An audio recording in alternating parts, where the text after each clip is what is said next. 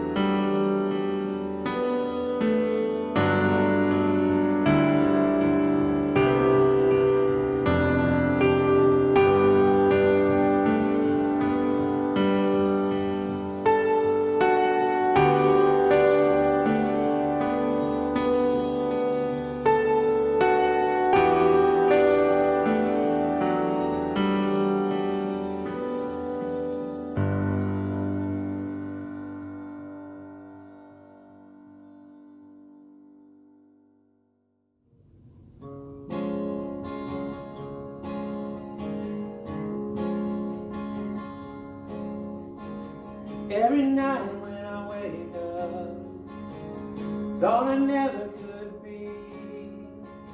Sometimes that I make up that you're right here with me. Right here with me. Any morning could be your final flight. When it's over, the sun ain't never right. Time will take us when we run the river dry. And you're right here with me. Right here with me.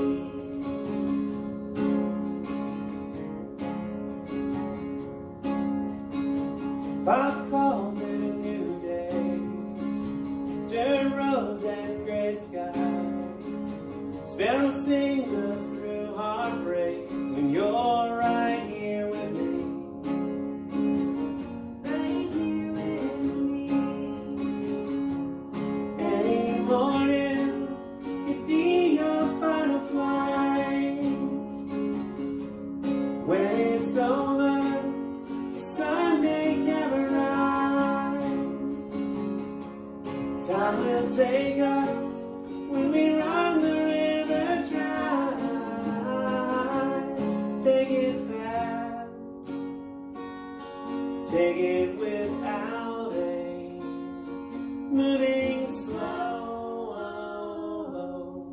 but it's all the same. Take it easy, no, there's no one to blame. You're right here with me. Right here with me. Any morning could be your final flight. When it's over, the sun ain't never rise. Time will take us when we run the river dry. And you're right here with me. Right here with me.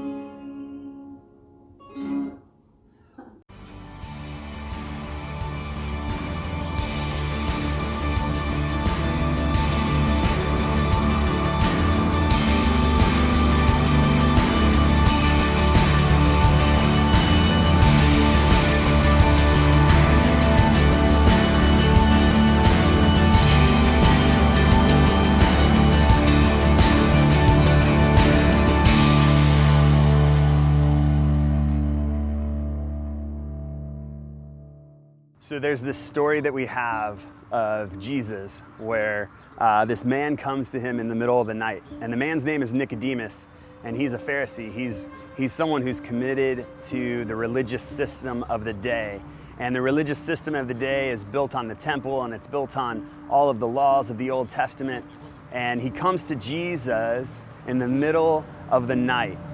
And when he comes to Jesus, he says, "We know you're a rabbi sent from God because we've seen all the signs that you've been doing." And just to set up the context of this, Nicodemus is coming in the middle of the night because he knows he shouldn't be coming. Like, he knows that if his fellow workers saw that he was coming and having a conversation with Jesus, it would not be good for him. That, like, this is a loyalty thing. He's loyal to a certain side, but he's noticed that Jesus is doing something a little bit different and that it has life. And so he begins to talk to Jesus about what he's doing. And Jesus tells Nicodemus, he says, "No one can enter the kingdom of God unless they've been born again." And maybe you've heard this statement before, the idea of being born again. Maybe you've spent some time in churches that have used that language. And what's very interesting is when Jesus tells Nicodemus he must be born again, he might be talking about the system of which Nicodemus is a part. Nicodemus is a part of a system that has gridlocked his thinking and understanding about God. He can only see God a certain way. He can only see God as a God who demands that we follow the rules, not requests a relationship. Jesus is trying to present a very different picture of God. A God who loves us, has grace for us, meets us where we're at. And so Nicodemus sees this and kind of catches a little bit of this vision. And so in the middle of the night, when none of his colleagues were looking, he goes and has this conversation with Jesus. And Jesus says, "You gotta be born again." And so for us, what does that mean for us, this born again language? Maybe it's got a lot of drama attached to it in your particular story. Maybe you've heard of people calling themselves, "I'm a born again Christian." But the truth is, the only person Jesus ever says this to is Nicodemus. He tells Nicodemus he has to be born again. We're attached to a lot of systems in the church. Or maybe even if you're not in the church, you can see the systems that the church is attached to. And for many of us, it looks like judgment. It looks like a church that kicks you when you're down, a church that struggles to express grace and love. And maybe your experience has been the opposite, and that's awesome. But as I encounter people, I find more and more that they've struggled with a church that has been judgmental, that has not met them where they are, that has not entered into a relationship that's desired to understand that individual's story. So through the story of Nicodemus, what we learn that coming to Jesus means we bring our broken system to him too. Like the system that's taught us about God may not be what Jesus desires within us. And so what system do you need to be born again from? Like what system needs to die in you so that something new and fresh can be birthed?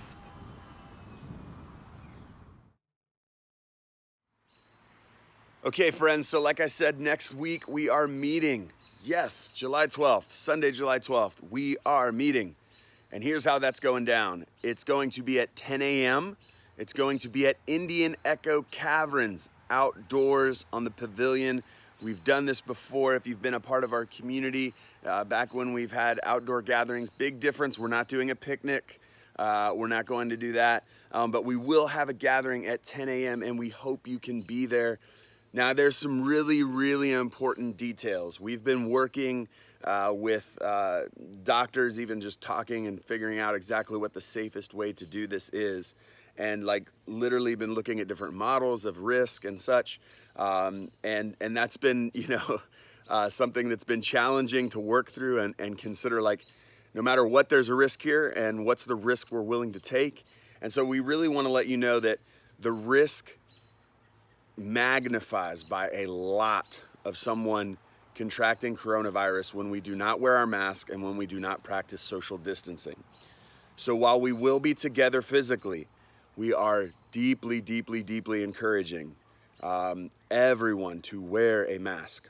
It's so important that everyone wears a mask to this gathering, not only because it's the governor's orders, but also because it's just the safe thing to do. It's the right thing to do. It's the thing to do to love your neighbor in this time. And so we don't want anyone getting sick at this gathering. We want it to be a time of celebration of us being physically back in a space together. Even if we can't hug and shake hands like we used to, it will still be good to see everyone. I know for me, I've been looking forward to this day very much so. Some other things, if you are experiencing any symptoms, we really need you to stay home. We are going to provide a digital opportunity. We might go live from the site. We're kind of figuring out right now exactly what we're going to do. So if you're sick, stay home. If you're in one of those immunocompromised camps where you just haven't been out and doing things, it's okay to stay home. We'll have a digital experience for you as well. So if you come, wear a mask, practice social distancing. We are going to encourage you, if you have a lawn chair, maybe bring that. If you know anything about Indian Echo Caverns, they have kind of picnic tables that we normally would sit on, and we'd all kind of be bunched together under the pavilion. We're expecting that we're going to kind of be outside of the pavilion as well, that some people, we either might move picnic tables out there and your family would get their own picnic table or something like that. But then also we want to encourage people to bring their lawn chairs so that they can grab a seat somewhere and practice social distancing. Again, really encouraging you to wear a mask to the gathering and to commit to social distancing. And here's what that looks like. And just to be real, I've been around some spaces and some communities and some times together that are emotional or maybe just people who haven't seen each other for a long time. And what typically happens is when that happens, you have this emotional feeling of like, I need to give you a hug. I haven't seen you in so long. I need to let you know how much I love you. So between now and our gathering, we're gonna come up with some secret handshake that we can do from a social distance. So maybe you can drop in the comments a video of what you think a good secret handshake that we could do from 6 feet apart would be. But we need something to express our love to one another, and I understand it. But usually the longer you're in a space with somebody, the less you remember that this thing is real. This experience that we're in, this pandemic that we're in is a real thing, and it really can take our life even. Like it's a legitimate thing. And like I hate to think that us meeting could compromise someone's health, but potentially even risk someone's life.